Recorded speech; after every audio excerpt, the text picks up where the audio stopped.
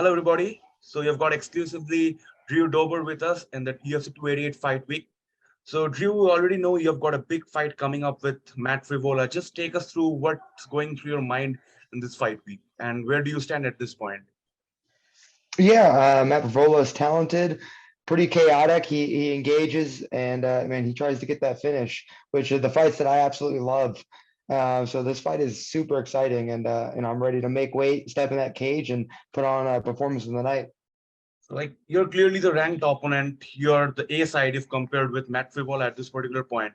But this is not something that has faced Frevola from saying that he's going to be the first person to knock you out. So your response to that? I'm excited for it. I mean, guys that are like willing to engage in that kind of a fight is the reason I do this sport. We're here to make memories and create fantastic fights.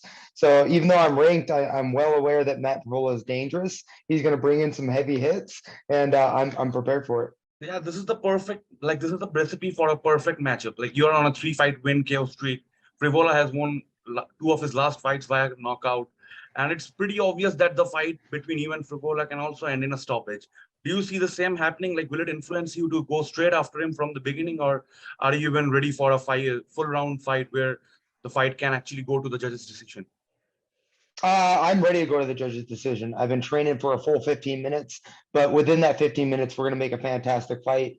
I'm not trying to be the chaotic fighter with him. I'm trying to be the more polished fighter, so that way I'll find his chin eventually. Now, you also said that you're quite optimistic about the fight between you and Frivola being one of the most recognized fights at UFC 288. Do you feel like there are any other matchups in the card that can give us good competition to you two guys about being the fight of the night? I mean, chaos brings in some hell of a fight, so I'm probably fighting for him, for fight of the night. But man, I got my eyes on Henry Cejudo and Aljamain Sterling. That fight's going to be amazing, and I can't wait to get my job done and over with. Grab some popcorn and enjoy that fight. So, like, yeah, it's a legendary card. It's like Henry Cejudo is coming back, and it's going to be great. And if you are a combat fan, there's no way you can miss out on this event. But also, like Canelo is fighting this weekend, so give us a certain like 5 points on why a fight fan cannot miss UFC 288, and it's a better option than Canelo versus Ryder. I mean, now so we got that Newman event, which is the number one contender in the welterweight division between Burns and Bilal. The main event, with Henry Cejudo. I mean, this is definitely going to, show the best 135 bantamweight in the world, if not ever. But the fight's going to be fantastic. I mean, we're having a lot of changes on the cards, but I think giving the opportunity to the young and hungry guys creates a more fantastic fight. And buy the pay-per-view, and we all know you're going to be entertained. Like coming back to your fight with Matt Frevola, like you're one of the most entertaining fighter in the lightweight division, and lightweight division itself is one of the most competitive weight classes in the UFC. Like we have seen Israel Adesanya get again the middleweight title so soon within 2 years. We have seen Alex Pereira gain it so pretty fast. But like when it comes to the lightweight division, we have seen people take their time off, like Islam Makhachev, Khabib. They took their time. They took the time to become the champions. How early do you see yourself holding that title? Like you're already the number 14th ranked guy.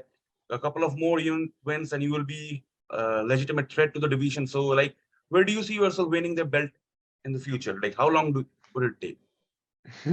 I don't know, but there's a couple of guys in that top five that kind of take forever to find fights. I'm not worried about how fast I'm going to get there.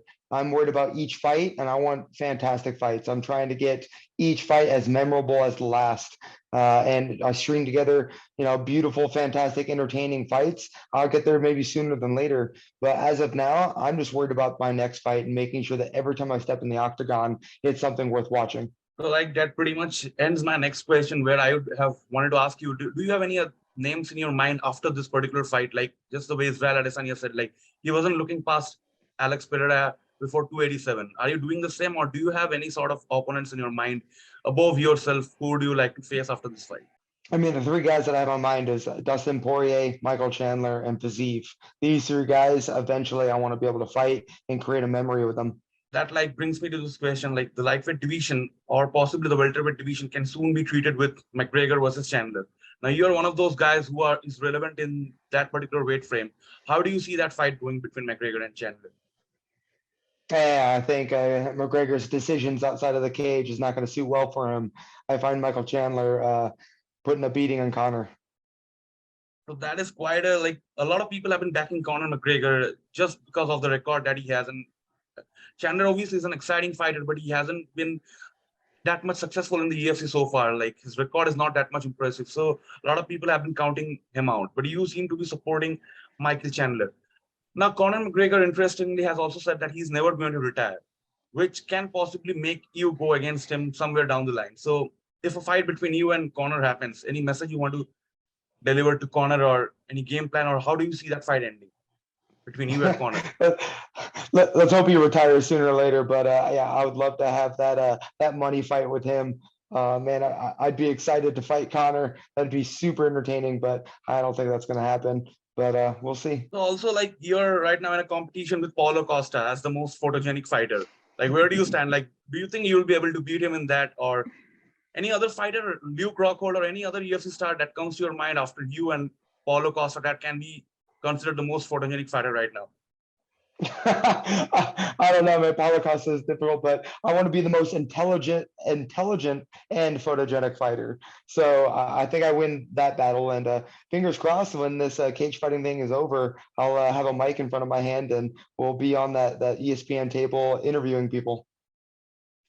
Also, like we're almost in the final stage of the interview. So I just wanted to know, you have been facing a lot of top quality opponents in the past. Like you have faced Benel Dariush, you have faced Islam Makhachev, and very soon you can come across these guys in the future. So how do you see yourself preparing for those high level fights? Like Islam Makhachev is right now seems unbeatable. Like if you get a chance to get inside the cage with him, we recently saw what Alexander Volkanovski did and how successful he was. So what are your views regarding that fight, since you have already faced Makhachev in the past? We're making a lot of changes in my training. I mean, obviously, we're improving my ground game, my wrestling, but also adding a bunch of different weapons. I'm preparing for Matt Frevola, but I'm also improving myself overall as a fighter. So eventually, when I do fight Benil Islam or even Arman, we definitely have the tools to beat those guys. Also, like you're in the lightweight category, and we have seen like you want to face Dustin Poirier somewhere down the line, and Dustin Poirier is one of the legends of the game. But you've also seen him struggle in title fights. And a few days back, when he was advised on how to win a UFC title, he said that you don't have to actually be better than me. You just have to know how to put a rear naked choke around my neck. So that's what cites how grappling or how ground game is extremely important in this division. So do you feel like your chances of being a champion can like be challenged due to this for particular factor in the lightweight division about the supremacy of grapplers or ground game that the lightweight division has, or do you feel like striking itself is alone is capable to like become the champion at 155? Yes, but you have to back it up with the ability to grapple. I'm not going to be hunting for a submission. I'm not going to go in there and look, but being able to defend yourself, stay on your feet, and then giving yourself the better opportunity for a knockout. So ground game is important, and I'm a brown belt in jiu-jitsu. I train grappling all the time. Just when I get in there, man, I love throwing hands. It's more entertaining. Okay, so glad to have you here, Drew, and all the best for your upcoming fight. We can connect soon after your fight. So till then, best of luck and stay well. Thank you so much, guys.